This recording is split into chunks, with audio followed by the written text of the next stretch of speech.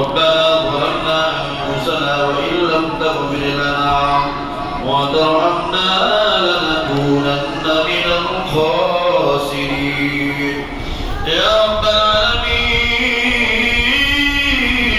কতিপয় গুনাহগার বান্দা গুনার বোঝা মাথায় নিয়া আপনার শাহী দরবারে হাত উঠাইলাম। আয় আল্লাহ, আপনি আমাদের সকলের জীবনের গুনাহ খাতা মাফ করে দেন।